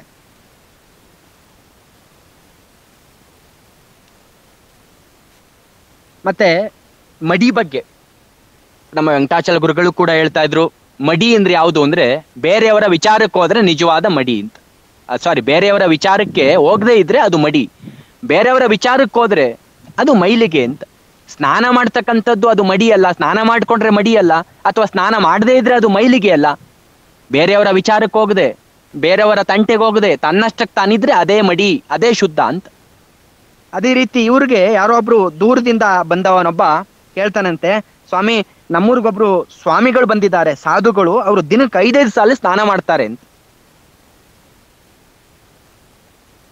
5-5 ಸಾರಿ ಸ್ನಾನ ಮಾಡ್ತಾರೆ. ಸ್ನಾನ ಮಾಡದೆ ಪೂಜೆ ಮಾಡಿದಾಗ ಮಾತ್ರ ಏನಾದ್ರೂ ಕೊಟ್ರೆ ತಕತಾರೆ, ಸ್ನಾನ ಮಾಡದೆ ಒಂದ್ ತೊಟ್ಟು ನೀರು ಸಹ ಬಾಯಿಗೆ ಹಾಕಲ್ಲ ಅಂತ. ಸ್ವಾಮಿಗಳು ಎಲ್ಲ ವಿಚಾರವನ್ನ ಸೋಜಿಗ ಒಂದ್ ರೀತಿ ಕುತೂಹಲ ರೀತಿಯಲ್ಲಿ ಎಲ್ಲವನ್ನ ಕೇಳ್ಕೊಂಡು ಆಮೇಲೆ ಹೇಳ್ತಾರೆ, ಆಹಾ ಹಂಗೇನೋ ಅಪ್ಪಯ್ಯ, ಎಂತ ಸಾಧುಗಳಪ್ಪ, ಏನ್ ಚಾರ, ಏನ್ ಕಟ್ಟಿನಿಟ್ಟು, ಒಳ್ಳೆ ಗಟ್ಟಿ ಸ್ವಾಮಿಗಳು ಅಂತ ಕಾಣುತ್ತೆ ಅಲ್ವಾ. ಆಶ್ಚರ್ಯಪಟ್ಟು ಹೇಳ್ತಾರೆ, ಏನಪ್ಪಾ ಅವ್ರು ಮತ್ತೆ ಮತ್ತೆ ಹಂಗ್ಯಾಕ್ ಮೈಲಿಗೆ ಹಾಕ್ತಾರಂತೆ ಅಂತ ಮಾರ್ಮಿಕವಾಗಿ ಕೇಳ್ತಾರಂತೆ ಸ್ವಾಮಿಗಳು.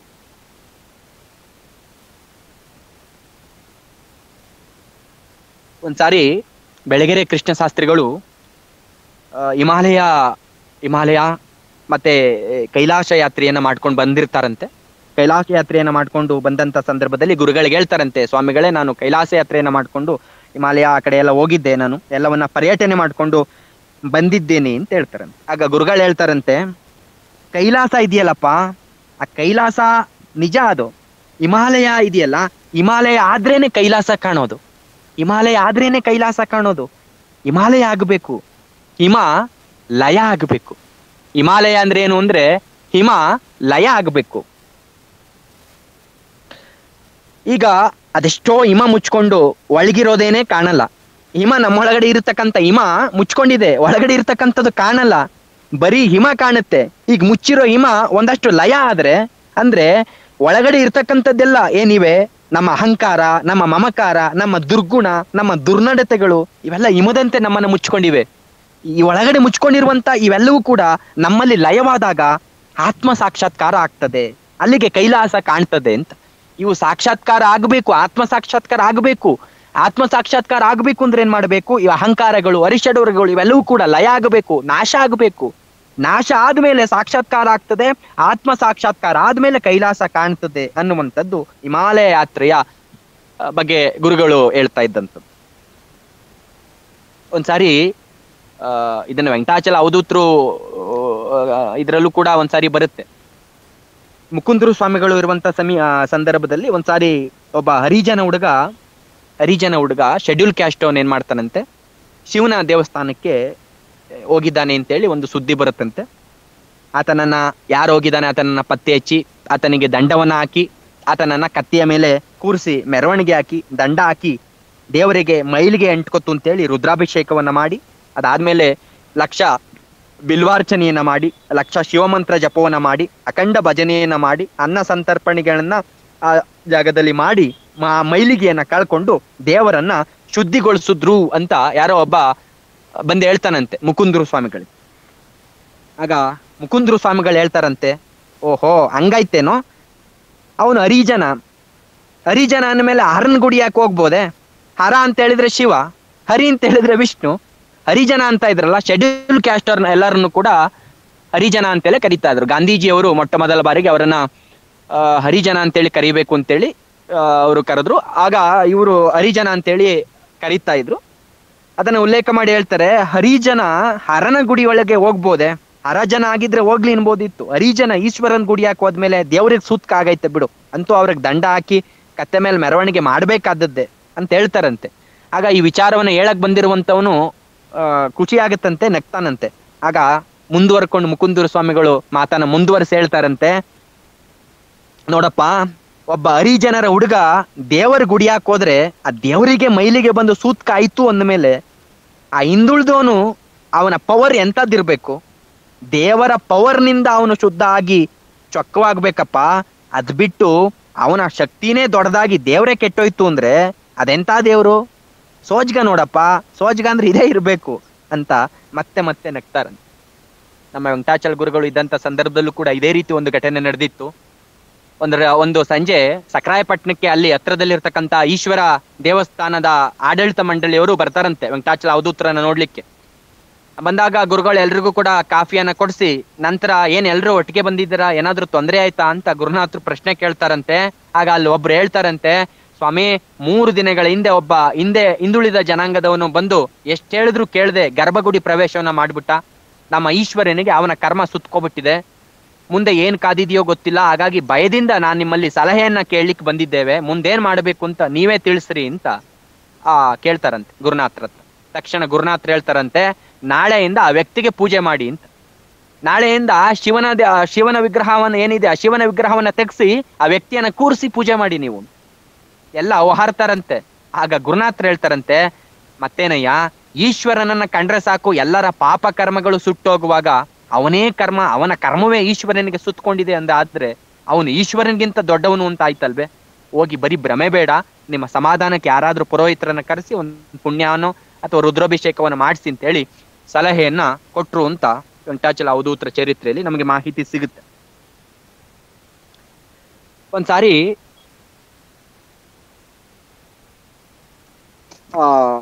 ರುದ್ರಪ್ಪನವರು ಅಂತ ಒಬ್ರಿದ್ರು, ಈ ಕೃಷ್ಣ ಶಾಸ್ತ್ರಿಗಳ ಸಮಕಾಲೀನರು. ಅವರು ಕೂಡ ಶಿಕ್ಷಕರಾಗಿ ಕೆಲಸವನ್ನ ಮಾಡ್ತಾ ಇದ್ದಂಥವ್ರು. ಅವರು ಒಂದ್ಸಾರಿ ಬಂದು ಅವರ ಹಿರಿಯ ಆಫೀಸರ್ ಒಬ್ಬರನ್ನ ಕರ್ಕೊಂಡು ಬರ್ತಾರಂತೆ ಗುರುಗಳ ಹತ್ರಕ್ಕೆ.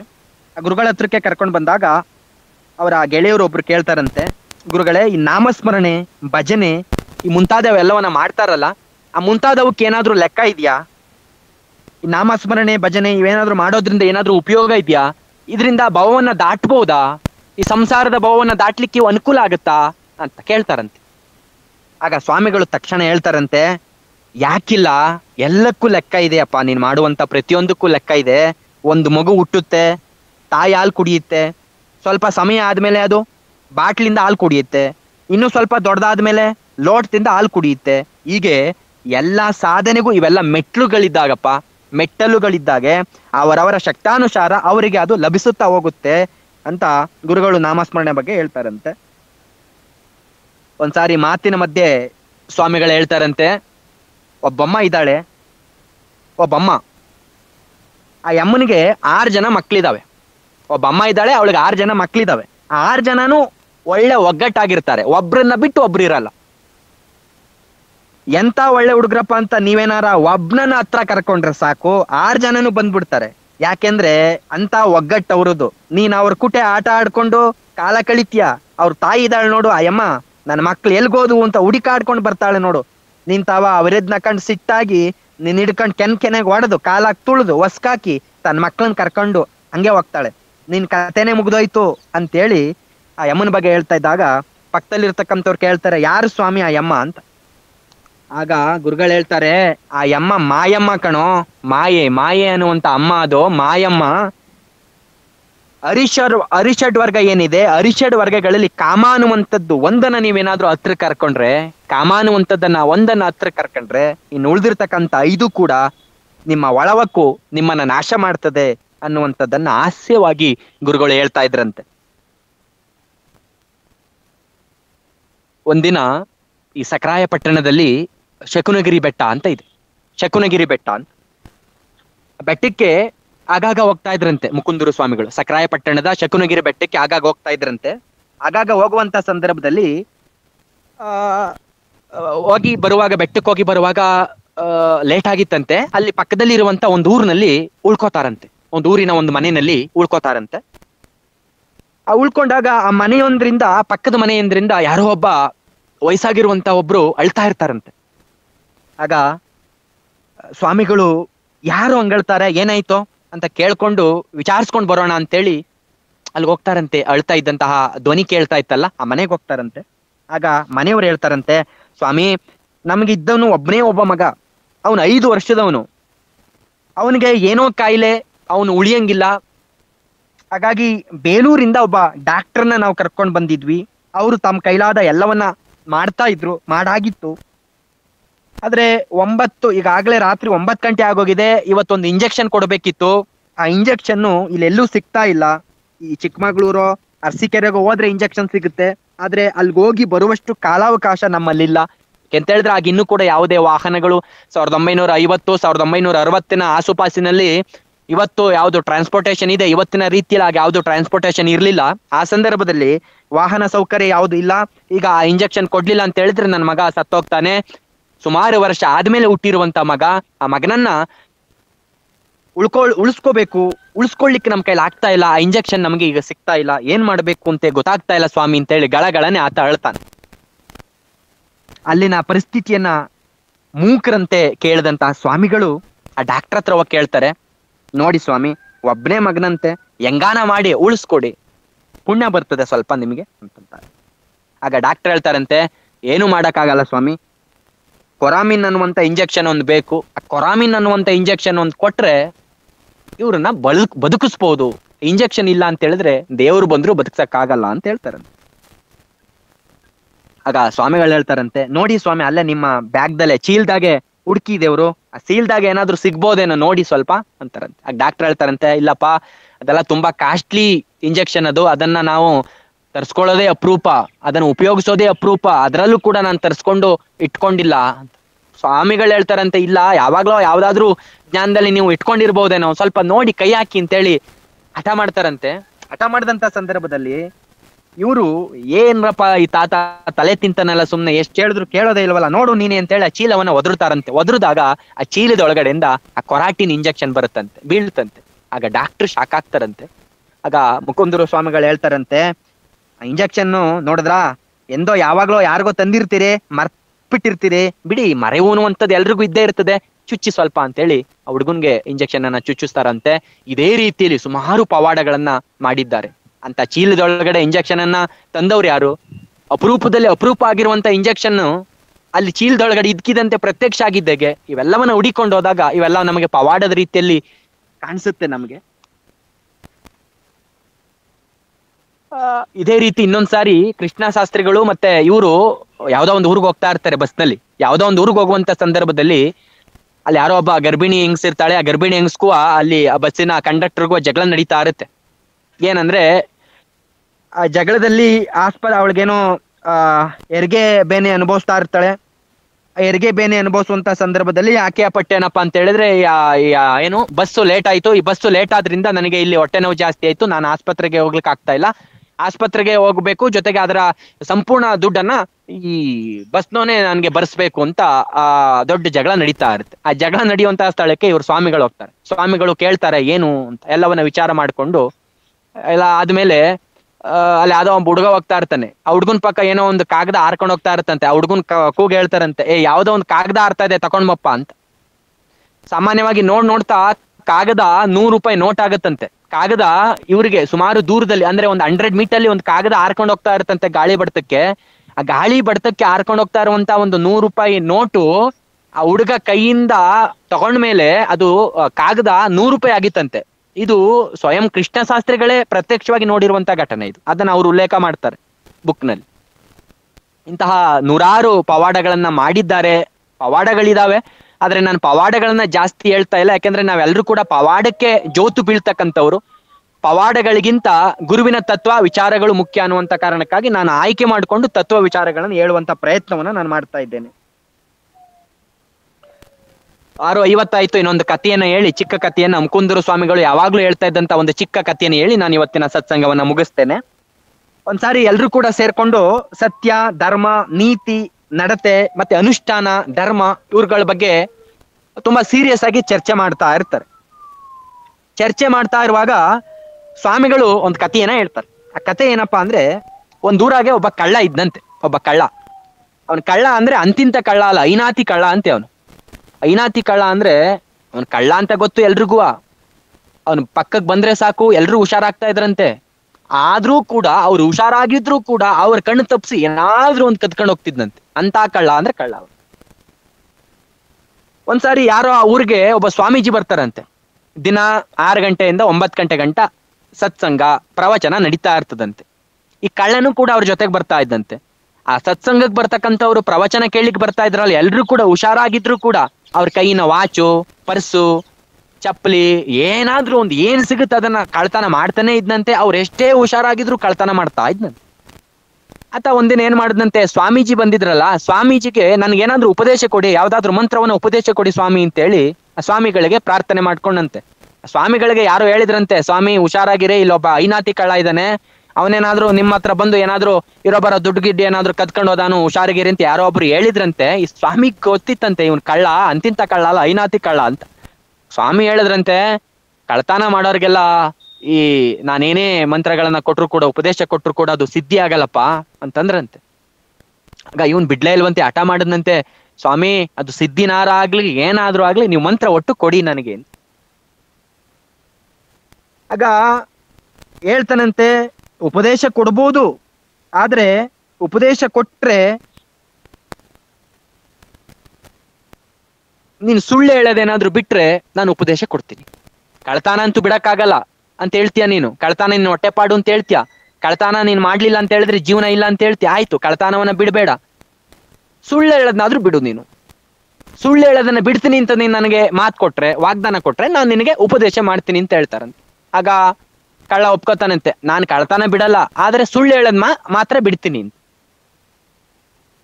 ಆಯ್ತು ಅಂತೇಳಿ ಸ್ವಾಮಿಗಳು ಉಪದೇಶವನ್ನ ಕೊಟ್ಟು, ನೀನ್ ಎಲ್ಲಿಗೆ ಹೋಗು, ಏನೇ ಮಾಡು, ಈ ಮಂತ್ರ ನಾನೇನ್ ಕೊಟ್ಟಿದ್ದೀನಲ್ಲ ಅದನ್ನ ಮರೀದೇನೆ ಸದಾಕಾಲ ಮನಸ್ಸಿನಾಗೆ ನುಡಿತಾ ಇರ್ಬೇಕಪ್ಪ ಅಂತೇಳಿ ಆ ಸ್ವಾಮೀಜಿಗಳು ಆ ಊರಿಂದ ಹೋಗ್ತಾರಂತೆ. ಈ ಕಳ್ಳ ಕಳ್ತನ ಮಾಡ್ತಾ ಇದ್ನಂತೆ. ಆದ್ರೆ ಸ್ವಾಮಿಗಳಿಗೆ ಒಂದ್ ಮಾತು ಕೊಟ್ಟಿದ್ನಲ್ಲ, ನಾನ್ ಸುಳ್ಳು ಹೇಳಲ್ಲ ಅಂತ, ಆ ಸುಳ್ಳು ಹೇಳ್ತಿರ್ಲಿಲ್ವಂತೆ. ಯಾರಾದ್ರೂ ಏನಾದ್ರು ಕೇಳಿದ್ರೆ ಆ ಗುರುಗಳ ಉಪದೇಶ ಏನಿತ್ತು, ಸುಳ್ಳು ಹೇಳ್ಕೂಡುದು ಅನ್ನುವಂಥದ್ದು ನೆನಪಿಗೆ ಬಂದು ಯಾರಾದ್ರೂ ಏನಾದ್ರು ನೀನ್ ಏನಾದ್ರು ಕದ್ದ ಅಂದ್ರೆ ನಾನ್ ಕದ್ದೆ ಅಂತೇಳಿ ಅವ್ರ ವಸ್ತುಗಳನ್ನ ಅವ್ರು ಕೊಟ್ಬಿಡ್ತಿದ್ದಂತೆ. ಹಿಂಗೇ ನಡೀತಿತ್ತಂತೆ. ಇವನ್ ಕಳ್ತನ ಮಾಡೋದು, ಕಳ್ತನ ಮಾಡಿರೋರು ಯಾರಾದ್ರೂ ಏನಾದ್ರು ಕಳ್ತನ ಆಡಿದ್ರೆ ಇಡೀ ಊರಿನ ಜನ ಅವನ ಮನೆ ಹತ್ರ ಹೋಗೋದು, ಅವನ ಹತ್ರ ಕೇಳೋದು, ನೀನ್ ಕದ್ದಿದ್ಯಪ್ಪ ಅಂದ್ರೆ ಕದ್ದಿದ ತಕ್ಷಣ ನಾನ್ ಕದ್ದೆ ಅಂತ ಕೊಟ್ಬಿಡೋದು. ಹಿಂಗೇ ನಡೀತಂತೆ. ಅವನ್ ಜೀವನ ಕಷ್ಟ ಆಯ್ತಂತೆ. ಕಳ್ತನ ಮಾಡಿರುವಂತದ್ದನ್ನ ಇವನು ಅನುಭವಿಸ್ಲಿಕ್ಕೆ ಆಗಲ್ಲ. ಏನ್ ಮಾಡೋದು, ಸುಳ್ಳು ಹೇಳಕ್ ಆಗಲ್ಲ, ಗುರುಗಳಿಗೆ ಮಾತು ಕೊಟ್ಟಿದ್ದೇನೆ, ಈ ಕಡೆ ಕಳ್ತನ ಮಾಡಿದ್ದು ದಕ್ತಾ ಇಲ್ಲ, ಏನ್ ಮಾಡೋದು ಅಂತೇಳಿ ಸ್ವಲ್ಪ ದಿನ ಆದ್ಮೇಲೆ ಕಳ್ತನವನ್ನ ಬಿಟ್ಬಿಟ್ಟು ದುಡಿಯುವಂಥದ್ದನ್ನ ಕಲ್ತ್ಕೊಂಡಂತೆ. ಮೈ ಬಗ್ಸಿ ಕಷ್ಟ ಮಾಡಿ ದುಡ್ಡು ತಿನ್ಬೇಕು ಅನ್ನುವಂತ ತೀರ್ಮಾನಕ್ಕೆ ಬಂದು ನಿಯತ್ತಿಂದ ಆ ಕೆಟ್ಟ ಚಾಳಿಯನ್ನ ಎಲ್ಲ ಹೋಗಿ ಮನಸ್ಸನ್ನ ಚೊಕ್ಕ ಮಾಡಿಕೊಂಡು ಧರ್ಮದಿಂದ ನೀತಿಯಿಂದ ಇದ್ದ ಅಂತ ಗುರುಗಳು ಹೇಳ್ತಾ ಇದ್ರು. ಅಂದ್ರೆ ಈ ನೇಮ ಅನ್ನುವಂಥದ್ದು, ಧರ್ಮ ಅನ್ನುವಂಥದ್ದು, ಇವೆಲ್ಲ ಯಾವ್ದಾದ್ರು ಒಂದನ್ನ ಭದ್ರವಾಗಿ ಇಟ್ಕೊಂಡ್ರೆ ಎಲ್ಲ ಸರಿ ಆಗುತ್ತೆ ಅಂತ. ಯಾವ್ದಾದ್ರು ಒಂದನ್ನ ಭದ್ರವಾಗಿ ಇಟ್ಕೋಬೇಕು. ಅಗ್ದಿರೋ ಕಡೆನೆ ಅಗಿಬೇಕು, ನೀರ್ ಬರುತ್ತೆ ಅಂತ. ಒಂದ್ ಕಡೆ ಅಗಿಬೇಕು, ಅಗದ್ರೆ ನೀರ್ ಬರುತ್ತೆ. ಇಲ್ಲೊಂದ್ 10 ಅಡಿ, ಅಲ್ಲೊಂದ್ 10 ಅಡಿ, ಅಲ್ಲೊಂದ್ 10 ಅಡಿ ಗುಂಡಿ ತೆಗೆದ್ರೆ ನೀರ್ ಬರಲ್ಲಪ್ಪ. ಒಂದೇ ಕಡೆ ಅಗಿ, ನೀನು ಒಂದೇ ತತ್ವವನ್ನ ಇಟ್ಕೋ, ಒಬ್ಬ ಗುರುವನ್ನ ಇಟ್ಕೋ, ಅವನು ಗುರುವಿನ ತತ್ವವನ್ನ ಆರಿಸ್ಕೋ, ಅದನ್ನೇ ದಿನವಿಡೀ ಜಪ ಮಾಡು, ಅವರನ್ನೇ ಫಾಲೋ ಮಾಡು. ಆಗ ನಿನಗೆ ಮೋಕ್ಷ ಸಿಗುತ್ತೆ. ಇಲ್ಲೂ ಕೇಳ್ತಿದ್ದಿ, ಅಲ್ಲೂ ಕೇಳ್ತಿದ್ದಿ, ಆ ತತ್ವವನ್ನು ಕೇಳ್ತಿದ್ದಿ, ಈ ತತ್ವವನ್ನು ಕೇಳ್ತಿದ್ದಿ, ಅದನ್ನು ಇಟ್ಕೋತಿ, ಇದನ್ನು ಇಟ್ಕೋತಿ, ಯಾವುದನ್ನು ನೀನು ಆಚರಣೆ ಮಾಡಲ್ಲ. ಆಚರಣೆ ಮಾಡದೆ ಕೇವಲ ಉಪದೇಶ ಕೊಟ್ರೆ ಉಪಯೋಗ ಇಲ್ಲ, ಆಚರಣೆ ಮಾಡಬೇಕು. ಸ್ವಯಂ ಆಚರಣೆ ಮಾಡದೆ ಇದ್ರೆ ಯಾವ ತತ್ವವೂ ಕೂಡ ಉಪಯೋಗಕ್ಕೆ ಬರಲ್ಲ. ಹಾಗಾಗಿ ಯಾವ್ದಾದ್ರು ಒಂದು ತತ್ವವನ್ನ ಇಟ್ಕೊಂಡು ಆ ತತ್ವವನ್ನ ಅನುಸಾರ ಮಾಡು, ಅದನ್ನ ದಿನವೂ ಕೂಡ ಆಚರಣೆ ಮಾಡು ಅನ್ನುವಂಥದ್ದು ಅವರ ವಿಚಾರಧಾರೆ ಆಗಿತ್ತು ಅಂತ. ಸುಮಾರು 10/10/1967 ಶುಕ್ರವಾರ ಗುರುಗಳು ದೇಹವನ್ನ ಬಿಡ್ತಾರಂತೆ. ಗುರುಗಳು ದೇಹವನ್ನ ಬಿಟ್ಟಾಗ ಒಂದು ವಿಶೇಷ ಘಟನೆ ನಡೆಯುತ್ತಂತೆ. ಅಲ್ಲಿ ಗೌರಜ್ಜಿ ಅಂತ ಒಬ್ರು ಇರ್ತಾರಂತೆ. ಮುಕುಂದೂರು ಸ್ವಾಮಿಗಳ ಸೇವೆಯನ್ನ ಮಾಡ್ಕೊಂಡು ಆಶ್ರಮದಲ್ಲಿ ಗೌರಜ್ಜಿ ಅಂತ ಇರ್ತಾರಂತೆ. ಮುಕುಂದೂರು ಸ್ವಾಮಿಗಳು ಶುಕ್ರವಾರ ಬೆಳಗ್ಗೆ ದೇಹವನ್ನ ಬಿಡ್ತಾರಂತೆ.